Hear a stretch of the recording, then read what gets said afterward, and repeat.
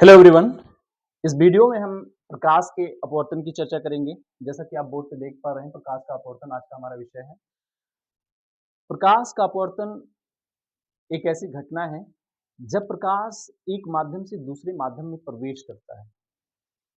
तो प्रवेश करने के पश्चात वह दूसरे माध्यम में अपने पथ को परिवर्तित कर लेता है। इसी घटना को हम प्रकाश का परावर्तन कहते हैं। यहाँ पर हमने दो माध्यम ले रखे हैं। माध्यम एक वायु है और माध्यम दो में हमने एक ग्लास का टुकड़ा ले रखा है, ग्लास शीट ले रखा है और इस पर एक इंसिडेंट रे आ रही है, एक आपतित किरण आ रही है, जिसको मैंने ब्लैक कलर से दर्शाया हुआ है। और ये किरण जो है सामान्यतः इसका जो पथ दिखाई दे रहा है, इसको जाना था इस तरफ से, लेकिन यह किरण अपने पथ से विचलित होकर के अभिलंब की ओर झुक जा रही है। इसी घटना को हम प्रकाश का अपवर्तन कहते हैं। प्रकाश की किरण जब एक माध्यम से दूसरे माध्यम में प्रवेश करती है तो वह अपने पथ से दूसरे माध्यम में अपने पथ से विचलित हो जाती है। पथ से विचलित होने के पश्चात वह या तो अभिलंब की ओर झुकेगी या फिर अभिलंब से दूर हटेगी। यह डिपेंड करता है कि माध्यम एक का माध्यम दो के सापेक्ष अथवा माध्यम दो का माध्यम एक के सापेक्ष अपवर्तनांक कैसा है। यदि माध्यम दो का अपवर्तनांक माध्यम एक के सापेक्ष ज्यादा है तो प्रकाश की जो किरण है वह अभिलंब की ओर झुकेगी। यदि माध्यम एक का अपवर्तनांक माध्यम दो के सापेक्ष ज्यादा है तो प्रकाश की किरण इस माध्यम में प्रवेश करने के पश्चात अभिलंब से दूर हट जाएगी। चित्र में चलिए देखते हैं। एक इंसिडेंट रे है, एक आपतित किरण है, यह अभिलंब है और ये एक परावर्तित किरण है। जब प्रकाश की किरण किसी एक माध्यम से दूसरे माध्यम पर दोनों को माध्यमों को अलग करने वाले किसी तल पर टकराती है, जैसा कि आप देख पा रहे हैं यहाँ पर एक सरफेस है, इसको हम ए बी नाम दे देते हैं। सरफेस ए बी जो दिखाई दे रहा है आपको, इस सरफेस से जब टकराएगी तो यहाँ पर दो घटनाएं घटती हैं। प्रकाश पुंज का कुछ हिस्सा परावर्तित होकर के पुनः उसी माध्यम में लौट जाएगा, जैसा कि यहाँ पे दर्शाया गया है। प्रकाश की किरण आपतित हुई, इस तल से टकराई, यह तल चिकना होगा और इस तल से टकराने के पश्चात यह इसी प्रकाश पुंज का कुछ भाग जो है इसी माध्यम में लौट जाएगा और यहाँ पर एक जो है एंगल ऑफ रिफ्लेक्शन बनाएगा।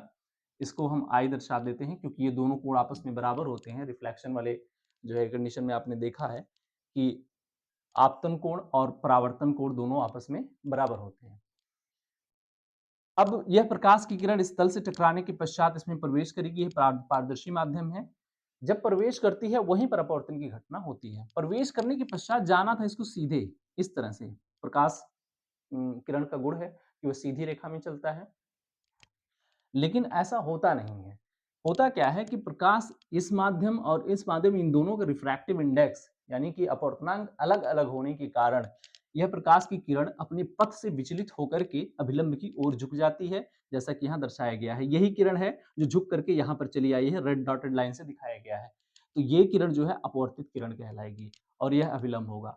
इस तरह से एक आपतन कोण का निर्माण होता है यहाँ पे आपतित किरण के द्वारा और अपवर्तन कोण का निर्माण होता है अपवर्तित किरण के द्वारा।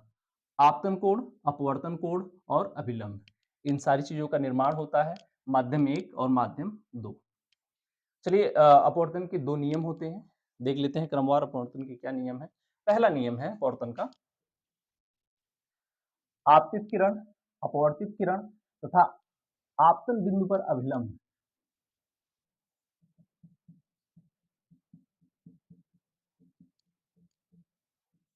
आपतित किरण, अपवर्तित किरण और आपतन बिंदु पर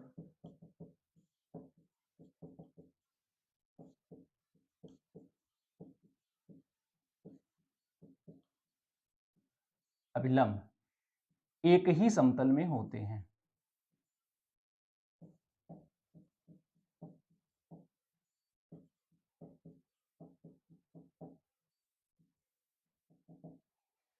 ये आपतित किरण है, इंसिडेंट रे है और ये रिफ्रैक्टेड रे है। आपतित किरण, अपवर्तित किरण और आपतन बिंदु पर दोनों माध्यमों को अलग करने वाले पृष्ठ पर एक बिंदु मिलेगा जिसे हम आपतन बिंदु कहेंगे। आपतन बिंदु पर अभिलंब, ये तीनों जो है एक ही समतल में होते हैं, पहली बात। दूसरा नियम है the sine the ratio of sine of angle I at the sine of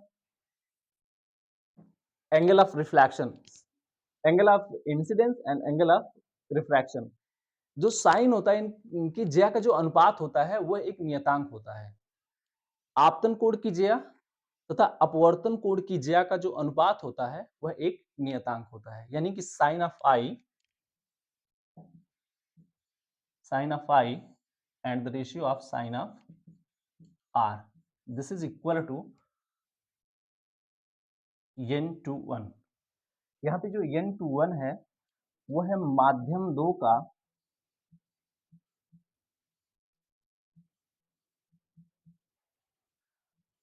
माध्यम 1 के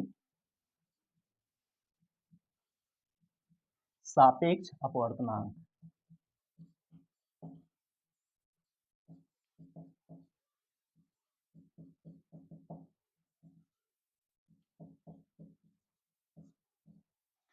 अपवर्तनांक की जो संकल्पना है सामान्यतः ये किसी भी माध्यम के सापेक्ष दूसरे माध्यम में प्रकाश की जो चाल है उस पर निर्भर करता है।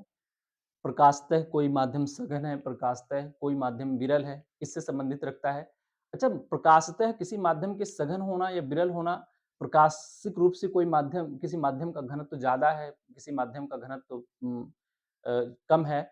इसका सामान्य जीवन में जो घनत्व की परिभाषा हम मास पर यूनिट वॉल्यूम लेते हैं, उससे इसका कोई संबंध नहीं है। ये डेफिनेशन, ये जो कॉन्सेप्ट है बिल्कुल डिफरेंट है। उससे जो है इसकी तुलना कभी नहीं करेंगे कि जब कभी भी बात की जाए कि प्रकाशतः ये किसी माध्यम की जो सघनता है या फिर डेंसिटी है वो ज़्यादा है, तो ये संकल्पना जो है दिमाग में आप बिल्कुल नहीं लाएंगे अपने मस्तिष्क में कि ये जो है इसकी डेंसिटी ज़्यादा होगी in the form of material, mass per unit volume या फिर जो है इससे जो है कंपेयर नहीं करेंगे। उसको हम लोग अलग से चर्चा करेंगे। उस पर एक कोई भी माध्यम प्रकाशतः सघन होता है या फिर कोई भी माध्यम प्रकाशतः विरल होता है, तो उसका सामान्य जीवन में, सामान्य भाषा में जो हम जो है डेंसिटी की बात करते हैं, घनत्व की बात करते हैं, प्रकाशतः किसी माध्यम का घनत्व ज़्यादा है, किसी माध्यम का घनत्व कम है और सामान्य रूप से उसका घनत्व ज़्यादा है या कम है, इस बात को कैसे हम रिलेट कर सकते हैं, उन दोनों में अंतर क्या होता है उसको अलग से हम लोग देखेंगे।